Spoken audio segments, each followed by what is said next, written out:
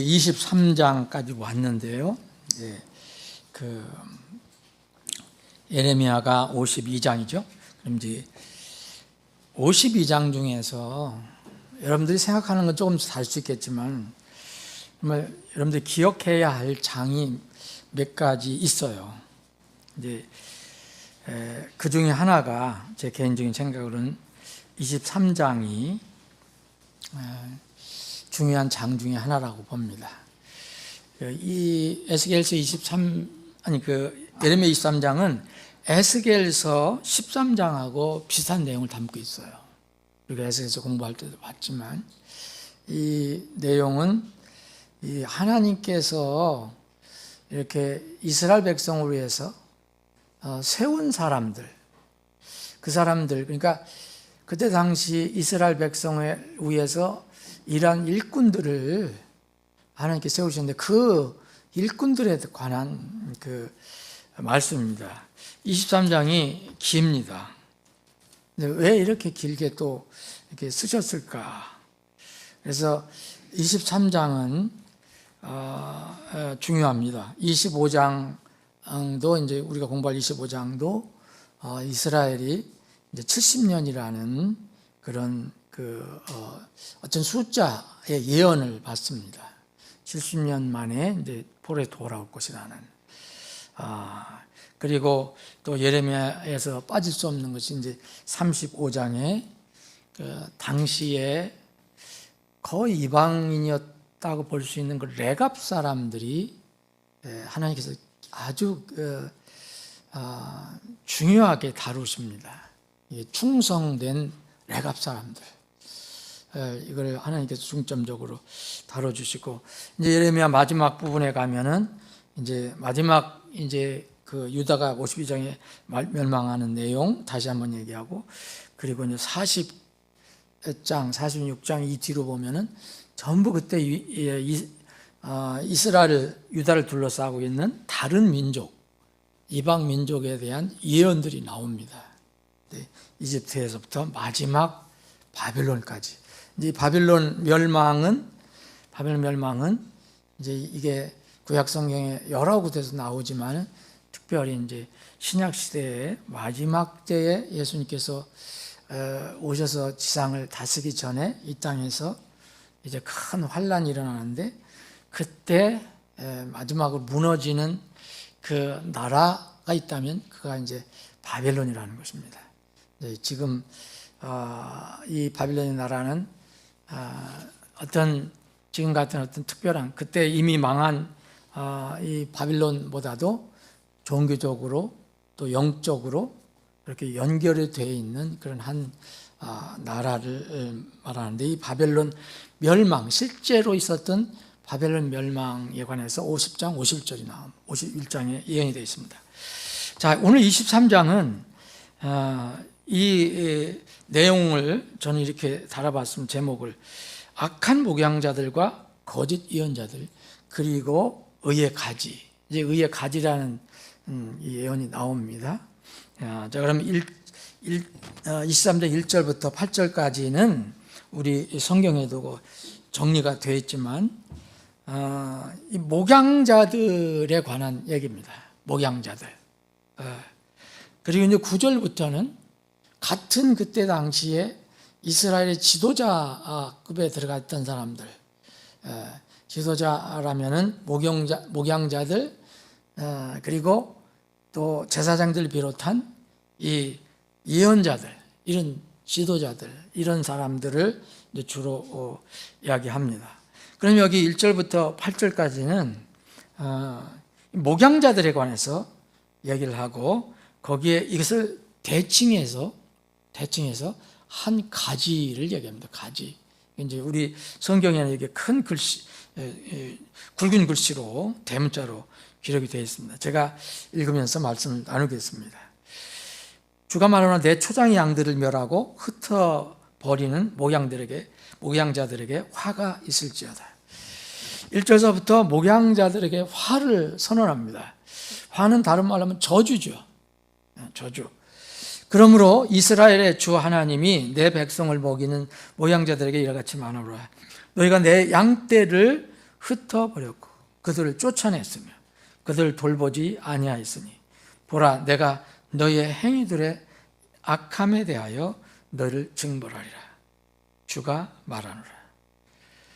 또한 내가 그들을 쫓아내버린 모든 나라에서 내 양떼 남은 자를 모아 그들의 양 우리로 다시 데려오리니 그들이 다산하고 번성하리라. 또한 내가 그들을 먹일 목자들을 그들 위에 세우리니 그들이 더 이상 두려워하거나 놀라거나 또 부족하지도 아니하리라. 주가 말하노라. 이 앞에 1절부터 2절까지는 아주 무서운 징벌에 관해서 얘기를 하고요. 이거 대칭돼서 3절, 4절은 흩어진 그 양무리들 다시 모을 계획을 얘기하세요.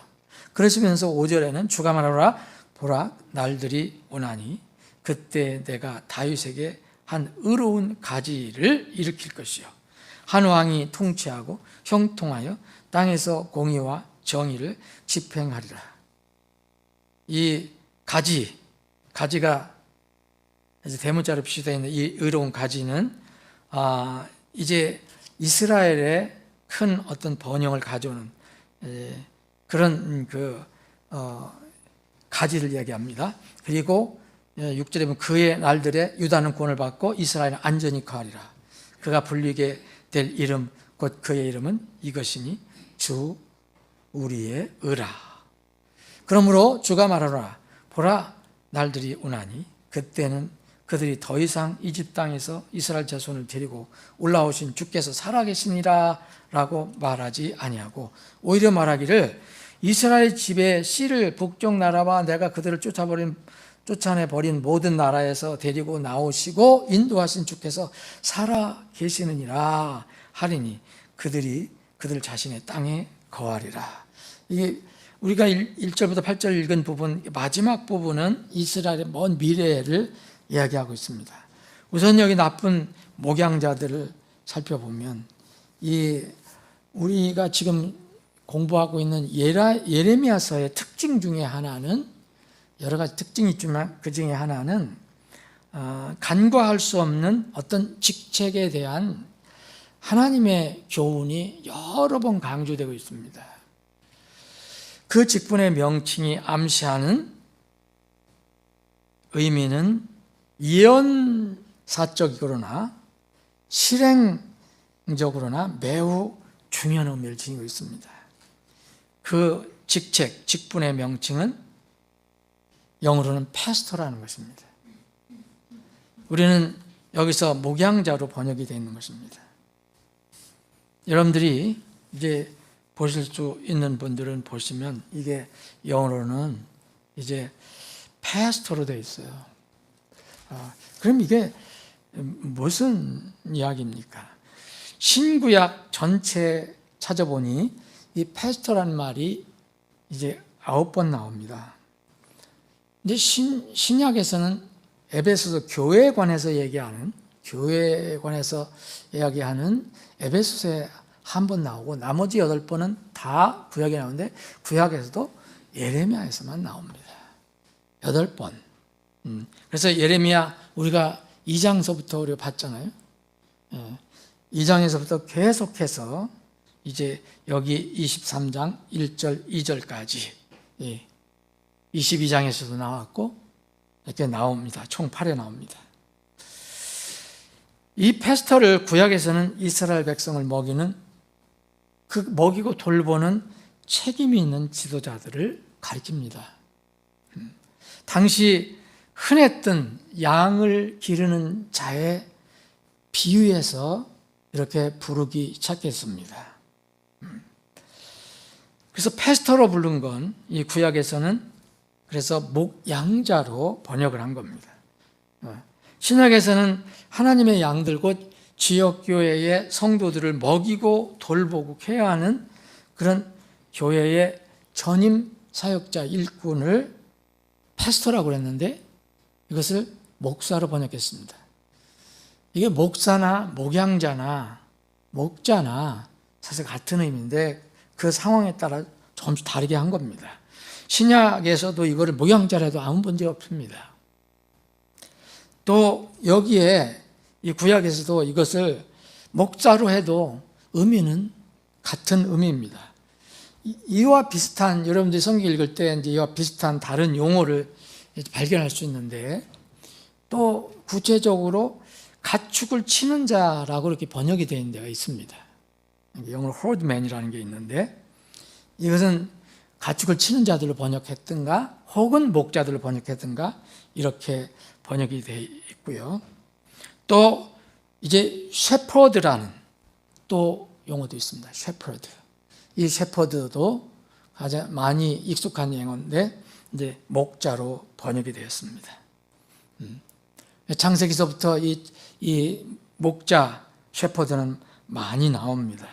예수님께서도 나는 참 목자라 했잖아요. 선한 목자라 했습니다. 예수님이 양을 치신 건 아니잖아요. 들어가서 뭐를 얘기했습니까? 하나님의 백성을 이렇게 돕고 치고 돌보신 그런 역할을 하셨다 했기 때문에 선한 목자라고 이렇게 말씀을 하셨습니다. 그리고 사도 베드로는 이제 베드로전서 2장에 보면 우리를 보고 우리가 구원받기 전에는 이제 길을 잃은 양 같았다. 그랬는데 이제는 너의 혼의 목자여 감독이신 그분께로 돌아왔다 이렇게 얘기합니다. 베드로전서 2장 25절 보면 우리 혼의 목자와 감독이신 그 예수님께 우리가 돌아왔다라고 이렇게 표현을 합니다. 그리고 이 베드로전서 5장 4절에 보면 이런 예수님도 목자라고 불렸고 또 사람들에게도 목사라고도 불렸잖아요. 목자라고 불렸잖아요. 목양자라고 불렸잖아요. 이런 사람들과 구별해서 베드로전서 5장 4절에는 목자장이란 말이 또 나옵니다. 목자장. 똑같은 목자가 아니고 목자의 가장 으뜸인 목자장. 그래서 예수님을 이야기합니다. 이 셰퍼드라는 말도 목자라는 말도 굉장히 많이 나옵니다. 신구약에. 그럼 이런 용어들이 다 어떤 용이냐? 실제로는 이게 양을 들여서 치는 사람들 이스라엘에 많이 있었죠. 이제 땅에. 지금도 뭐 있는 곳이 있습니다. 실제 그런 사람도 있는가 하면 이것을 상징적으로 영적으로 풀어서 이 하나님의 백성을 이제 하나님 따르는 양이라고 표현했을 때 그 양들을 섬기고 돕는 사람들을 또 영적으로 이제 패스터, 셰퍼드 이렇게 이제 표현을 한 것입니다. 참고로 말씀드리면 신약 성경은 동일한 직분이지만 새 용어가 나옵니다. 감독, 여기 예수님도 이 목자와 또 감독이라고 표현이 됐는데 감독 혹은 목사 혹은 장로 이렇게 칭해졌습니다. 이 세 명칭은 다 같은 직분을 얘기하는데 어떤 그 성격만 좀 다르게 묘사한 것입니다. 이 세 명칭 중에서 예수님도 목자인데 목자장이시라면 이 세 명칭이 해당될 것 같은데 성경을 보면 예수님께는 엘더라는 용어는 쓰지 않습니다. 장로라는 말은 쓰지 않습니다. 예수님께는 두 가지만 쓰고 있습니다. 조금 전에 우리가 베드로전서 2장 25절에 기록된 것처럼 목자와 그리고 감독 이 두 명칭으로만 불리십니다. 왜 그럴까요? 한번 여러분들 생각해 보시기 바랍니다. 목자는 이제 섬기는 쪽, 그러니까 감독은 감독하는 거고 목자는 섬기는 쪽에 강조점을 두고 있습니다. 그래서 목자는 이리가 오면 목숨을 걸고 양을 지키죠. 그래서 예수님께서 선한 목자라고 하신 것은 자기가 필요하면 자기의 생명을 내려놓겠다. 그래서 내려놓으셨죠. 이럴 때 선한 목자로 표현했습니다. 그런데 예수님은 장로라고는 불리지는 않습니다. 장로는 이스라엘에서부터 온, 이스라엘 구약에서부터 온 장로에서 온 건데, 70장로 이 명칭에 온 건데, 이 이스라엘 장로들은 어떻게 했냐? 주로 이스라엘 백성 사이의 갈등, 또 문제 있으면 이걸 해결하고, 무엇을 어른이 돼서 판단하고 심판하는 그런 역할을 주로 했습니다. 요새도 보면은 주로 이제 어떤 사회의 원로다, 뭐 그런 사람들이 있잖아요. 장로 역할을 하는 거예요, 그 사람들이. 그래서 이런 역할은 주님께는 그런 용어를 쓰지 않으셨습니다. 그래서 장로는 권위가 많은 거죠. 권위가. 감독은 실제로 현장에서 하는 거지만 장로는 쉽게 얘기하면 뒤에서 뒷짐짓고 권위를 내세우는 그런 역할입니다. 근데 주님께는 이 용어를 쓰지 않으셨다는 거예요. 그것도 저는 의미가 있다고 생각을 합니다. 다른 이방인에게도 장로라는 말은 다 쓰입니다. 모압의 장로들도 있었고 미디안의 장로들도 있었고. 그래서 그 장로는 어떠한 뜻인지 이제 여러분도 아실 겁니다. 요한계시록에 보면 24장로가 나오죠. 이 24장로는 이제 믿는 사람들, 구원받은 사람, 천국에 올라간 사람들 대표로 보입니다. 자, 그래서 그 이름이 목자로 불리든 목양자로 불리든 목사로 불리든 이 오늘 본문에 나오는 패스터, 모양자로 번역된 이 패스터는 하나님께서 그분의 백성, 그분의 양들을 먹이고 그들을 돌보고 또 그들이 위험과 타락에 빠지지 않도록 감독하는 중요한 임무를 맡겨주신 그런 일꾼입니다. 그런데 주님께서는 주가 말하노라.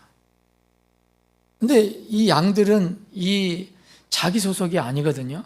양은 항상 주님 소속이에요.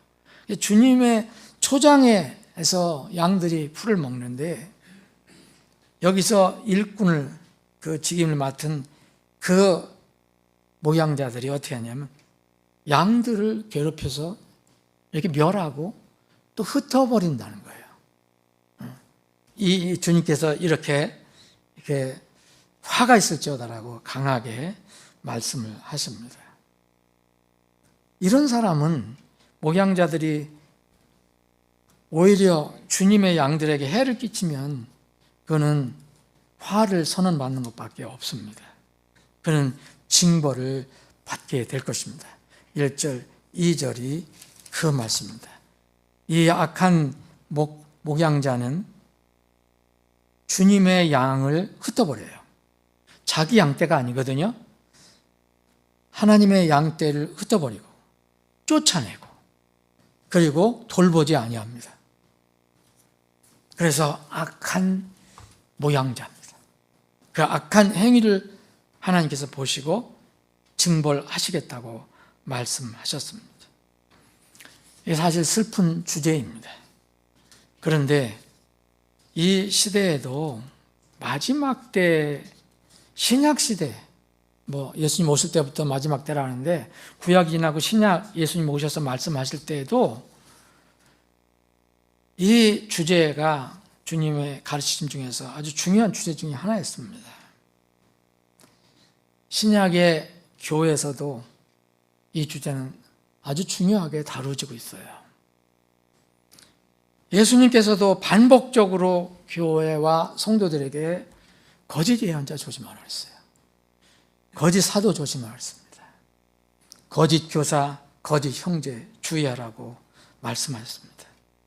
사도들도 그렇게 얘기했습니다. 당시 이스라엘은 거짓 예언자들과 부패한 지도자들의 영향을 받아서 하나님 말씀을 거역했어요. 선민이. 결국 징계를 받아서 죽거나 오늘 지금 우리가 읽은 것처럼 다른 나라로 쫓겨가게 되었습니다. 왜 택함받은 백성이 그렇게 되었을까요? 이 큰 불행을 당한 이스라엘은 그러나 불행 끝에 하나님께서 긍휼히 여겨주셔서 아브라함에게 약속하신 언약에 따라 그들을 다시 양우리로 데려오실 거라고 예언을 해 주셨습니다. 그게 3절, 4절입니다. 나중에 천년왕국이 분명히 세워질 것입니다. 이때 천년왕국 때 주요 민족이 될 것입니다. 이스라엘 민족은 절대 망하지 않습니다. 없어지지 않습니다. 아무리 거기를 아랍 쪽에서 모슬렘 쪽에서 멸절시키려 해도 그건 불가능합니다. 하나님 말씀은 없어지지 않습니다.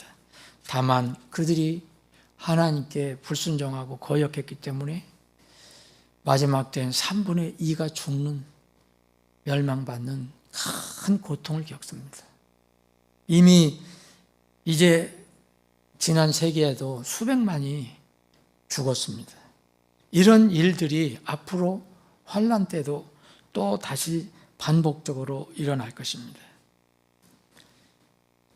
그 고통을 겪고 나면은 천년왕국이 오게 되는데, 그때 이스라엘 백성에게는 다윗 가문의 한 의로운 가지, 이게 누굽니까?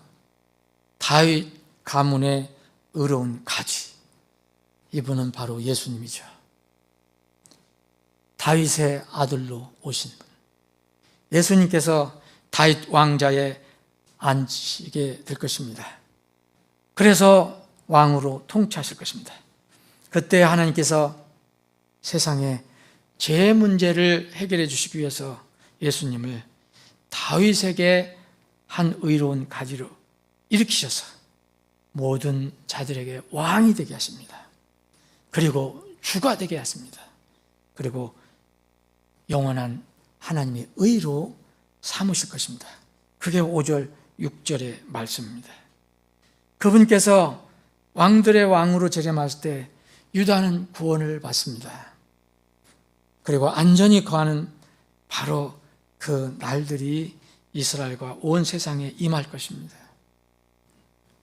마침내 하나님의 예언 말씀이 성취되는 날에는 그렇게 불순종하던 그리고 거역하던 이스라엘이 비로소 하나님께서 살아계신 분이라는 것을 고백하게 될 것입니다. 이게 바로 7절에 7, 8절에 있는 말씀입니다. 주께서 살아계시느니라 하리니 그들 자신의 땅에 거하리라. 그렇게 믿지 않았던, 대적했던 그들이 고백을 합니다. 다른 성경에서도 예수님이 오실 때 그들이 눈물을 흘리면서 통곡하면서 맞는 장면도 나옵니다. 9절부터 15절까지는 거짓 예언절에 관해서 얘기하고 있습니다. 지금은 이제 불행한 상황이지만 끝에는 소망이 있을 것이라는 하나님의 예언 말씀을 기록한 후에 예레미야 예언자는 자기의 마음의 아픔을 토로합니다. 그가 아파하는 것은 다른 것이 아닙니다. 하나님의 백성, 이스라엘 안에서 활동하는 거짓 예언자들, 거짓 지도자들, 이들의 영향을 크게 받아갖고 타락한 이스라엘의 모습을 보고 마음이 아파하는 것입니다. 내 마음이 내 속에서 예언자들 때문에 부서지고 내 모든 뼈가 흔들리며 내가 취한 사람같이 같고 포도 음미에 사로잡힌 사람같이 된 것은 주 때문이요 또 그분의 거룩하신 말씀들 때문이니라. 10절에는 간음하는 자들도 나와요. 백성들도 그렇고 11절에는 예언자 제사장들이 나옵니다. 총체적인 이런 이스라엘의 영적인 타락의 모습이 나옵니다. 거짓 예언자는 예수님께서 오시자마자 이제 가르치기 시작할 때 제일 먼저 나온 주제 중에 하나입니다. 마태복음 7장에 거짓 예언자들에 대한 경고를 강하게 해 주셨습니다. 이것은 이미 예레미야 예언자 에스겔 예언자를 통해서 이스라엘 백성에게 강하게 해주신 말씀입니다. 이 말씀은 지금 우리들에게도 동일하게 적용이 됩니다. 저는 개인적으로 지금 마지막 때는 이 말씀이 굉장히 중요하다고 생각합니다. 왜냐하면 이제 곧 적그리스도가 나타날 것이고 적그리스도를 옹위하고 호위하고 세우는 것은 종교계에서 그렇게 합니다. 종교 지도자들이 합니다. 이것은 아주 중요한 주제 중에 하나라고 생각합니다. 시간 됐습니다. 오늘 여기까지만 하고 다음 계속해서 살펴보겠습니다. 아버지 하나님, 오늘 저희들에게 이렇게 모여서 하나님 말씀을 또 살펴볼 수 있는 기회를 주심을 감사합니다. 예레미야 예언자가 기록한 이 말씀을 저희들이 공부하고 있는데 마지막 때 이스라엘 백성이 크게 타락하고 패망하기 전에 그 땅에 아주 창궐했던 거짓 예언자와 거짓 지도자들에 관한 그 기록된 말씀을 저희들이 살펴볼 때 저희들에게 이것은 이 시대를 살아가는 하나의 교훈이고 경고임을 겸허히 받아들이기를 원합니다. 마지막 때는 영적인 분리 시대인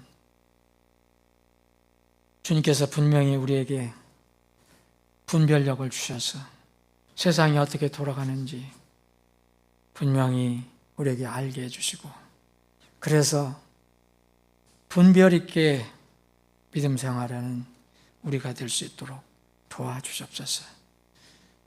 우리 교회에게 그런 은혜를 허락해 주셔서 끝까지 영적인 분별력을 갖고 말씀을 붙들고만 나아가는 우리 교회가 되게 해 주옵소서.